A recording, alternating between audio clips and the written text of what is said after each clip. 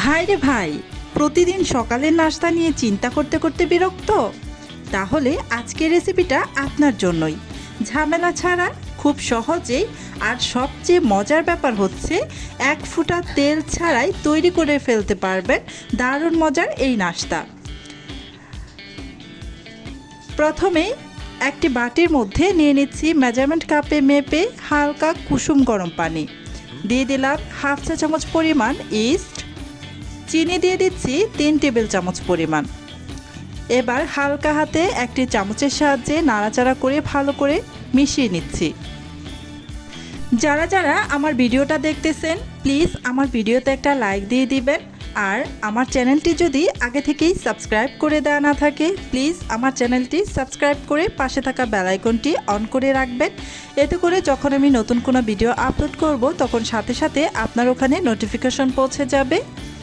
আমি এই ইস্ট আর চিনি মিশ্রিত গরম পানিটাকে প্রায় 10 মিনিটের মতো ঢেকে রেখে দিয়েছিলাম। 10 মিনিট পর এই যে দেখুন, ইস্ট কিন্তু খুব ভালোভাবে অ্যাক্টিভ হয়ে গিয়েছে, উপরে ফেনা ফেনা ভাব চলে আসছে। তার মানে ইস্ট খুব ভালো করে অ্যাক্টিভ হয়ে গিয়েছে। এবার এখানে দিয়ে দিচ্ছি মেজারমেন্ট কাপে মেপে 1 কাপ পরিমাণ চাউলের গুঁড়া আর 1/4 কাপ পরিমাণ আটা। দিয়ে দিচ্ছি 2 টেবিল চামচ পরিমাণ গুঁড়া দুধ।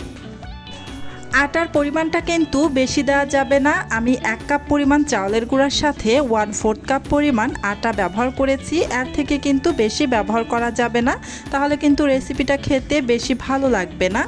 দিয়ে দিলাম স্বাদ অনুযায়ী লবণ। এবার চামচের সাহায্যে প্রথমে একটু নেড়েচেড়ে ভালো করে মিশিয়ে নিচ্ছি। এই নাস্তাটা বাইরে থেকে দেখতে যতটা সুন্দর, খেতেও কিন্তু ঠিক ততটাই টেস্টি। আর ব্যস্ত সকালে এই নাস্তাটা হবে আপনার জন্য একদম পারফেক্ট।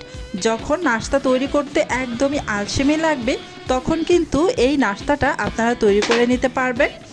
এই নাস্তাটা বানানো একদমই সহজ, আপনারা পুরো ভিডিওটা দেখলেই বুঝতে পারবেন কতটা সহজ এই নাস্তাটা বানানো। ভালো করে মিশিয়ে নিয়ে তারপর এখানে আরও 1 কাপ পরিমাণ কুসুম গরম পানি দিয়ে দিলাম। পানিটা কিন্তু অবশ্যই কুসুম গরম হতে হবে, একেবারে ঠান্ডা বা অনেক বেশি গরম পানি ব্যবহার করা যাবে না। একেবারে কুসুম গরম পানিটাই ব্যবহার করতে হবে।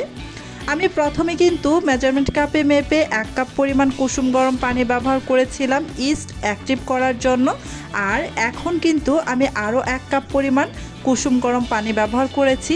তার মানে এখানে আমার মোট 2 কাপ পরিমাণ কুসুম গরম পানি লেগেছে।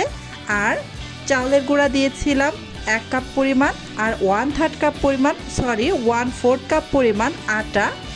এই হচ্ছে এই মেজারমেন্ট ঠিক রেখে যদি আপনারা এই ব্যাটারটা বানান, তাহলে কিন্তু আপনাদের নাস্তাটাও একদমই পারফেক্ট হবে। এই যে ব্যাটারটা আমার রেডি হয়ে গিয়েছে, এবার ঢেকে রেখে দিব প্রায় 1 ঘন্টার মতো। আপনারা চাইলে প্রায় 40 মিনিট বা 30 মিনিট রাখতে পারেন, অথবা 1 ঘন্টার মতো রেস্টে রেখে দিতে পারেন। আমি প্রায় 1 ঘন্টার মতো রেস্টে রেখে দিয়েছিলাম। এবার একটু হালকা হাতে নেড়েচেড়ে নিচ্ছি কিছুক্ষণ। এই ব্যাটারটা কিন্তু খুব বেশি ঘন করে বানানো যাবে না, একেবারেই পাতলা একটা ব্যাটার তৈরি করে নিতে হবে।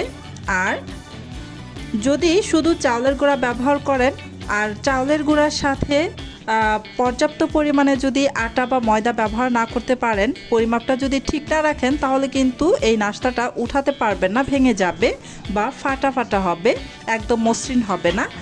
এই যে চুলায় একটা প্যান বসিয়ে প্যানটাকে ভালো করে গরম করে তারপর এই প্যানের মধ্যে একটি গোল চামচের সাহায্যে 1.5 চামচ পরিমাণ ব্যাটার জাস্ট ঢেলে দিয়েছি। চামচ দিয়ে কিন্তু ছড়িয়ে দেইনি, এমনিতেই একা একা ছড়িয়ে পড়েছে, আপনারা দেখে নিশ্চয়ই বুঝতেই পারছেন। এবার ঢাকনা দিয়ে ঢেকে দিলাম। আর এই নাস্তাটায় অসংখ্য ছিদ্র আসতেছে। ব্যাটারটা দিয়ে চামচ দিয়ে ছড়াবেন না, জাস্ট ব্যাটারটা ঢেলে দিবেন, তাহলেই হবে। এই যে প্রায় 1 থেকে 1.5 মিনিট পর ঢাকাটা সরিয়ে নিয়ে নাস্তাটাকে উঠিয়ে নিচ্ছি। দেখুন, সেম পদ্ধতিতে আজকের এই অসংখ্য জালিদার এই নাস্তাটা সবগুলো বানিয়ে নেব। আলহামদুলিল্লাহ, আমার আজকের ঝামেলা ছাড়া মজাদার নাস্তাটি তৈরি হয়ে গেল।